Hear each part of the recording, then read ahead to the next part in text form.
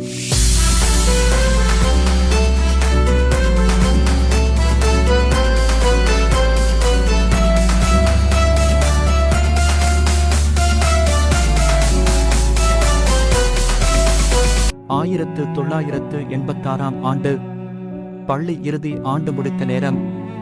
என் வகுப்புத் தோழர்கள் ஒவ்வொருவராக ஊரை விட்டு வெளியேறிக் கொண்டிருந்தார்கள். அதில் எஞ்சிய தோழர்கள் எல்லாம் உள்ளூர் நூல் நிலையத்தை முற்றுகையிட ஆரம்பித்தோம்.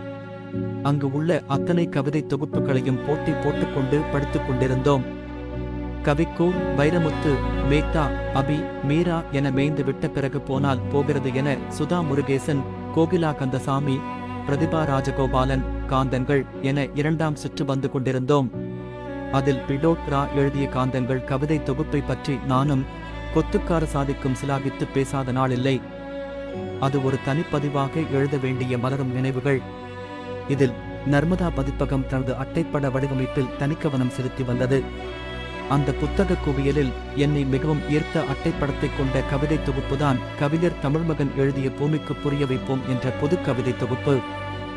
மாலை மயங்கி பின் மங்கலாக இருள் கவிந்து கொண்டிருக்கும் அந்த பொழுது சிவந்து கிடக்கும் கீழ்வானத்திற்கு கை அசைத்து விடை கொடுப்பது போல உயர்ந்து நிற்கும் ஒற்றை பனை மரங்கள், ஊதிய பலூன் போல காட்டெளிக்கும் செந்நிற கதிரவன், கவிஞர் அறிவுமதி சொல்லியது போல கருப்பாய் பறக்கும் காகமற்ற பறவைகள்.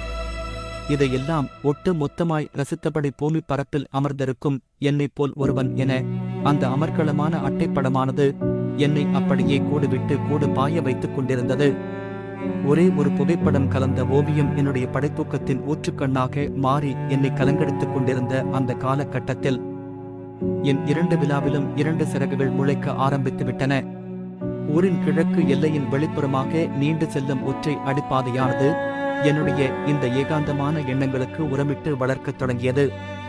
வகுப்புத் தோழர்கள் அனைவருமே ஊரை விட்டு பறந்து சென்றுவிட எஞ்சிய நான் மட்டும் அந்த ஒற்றை அடிப்பாதையில் நார்சிஸ் மனோபாவத்துடன் மிதந்து செல்லத் தொடங்கினேன். இந்த ஏகாந்த வெளிக்கான தீனிகளை இந்த கவிதை தொகுப்பின் அட்டைப்படத்திலிருந்து அவ்வப்போது ஸ்டா வைத்து உறிஞ்சிக் கொண்டிருந்தேன். அதில் உள்ள செவ்வானமும் சிவந்த கதிரவனும் கருப்பு நிற ஒற்றைப்பனை மரமும் புள்ளியாய் பறக்கும் பறவைகளும் எனக்கு உற்ற தோழர்களாய் மாறிப்போனார்கள். இந்த புதிய சஞ்சாரத்தில் உலகத்தின் மிக பெரும் அதிர்ஷ்டசாலியாக என்னை நானே உருவகிக்கத் தொடங்கிவிட்டேன். அதன் பின்பு பாதையோரத்து உயிர்வேலிகளும் அதில் கூடடையும் பறவைகளும் பூச்சிகளின் சத்தங்களும் வண்டுகளின் விங்காரமும் கடந்து செல்லும் மனிதர்களின் கால்களும் என்னிடம் வாய் மலர்ந்து பேசத் தொடங்கிவிட்டன. அதன் பின்பு வந்த ஒவ்வொரு மாலை பொழுதும் என்னை ஆதரவோடு அணைத்துக் கொண்டு 1000 கதைகளை எனக்குள்ளாக விதைக்க ஆரம்பித்து விட்டது. இதுவரைக்கும் என்னை வளர்த்து ஆளாக்கிய நாட்காட்டிகளும் கடிகாரங்களும் அதன் முட்களும் எனக்கு அந்நியமாகிப் போயின.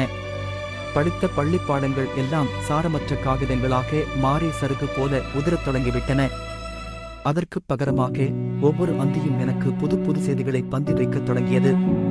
இப்போது என் தலைக்கு மேலாக கிரீடம் ஒன்று புதிதாக உழைக்கத் தொடங்கியது.